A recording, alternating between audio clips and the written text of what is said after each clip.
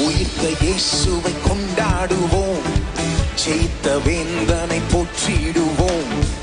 உயிர்த்த இயேசுவை கொண்டாடுவோம், ஜெயித்த வேந்தனை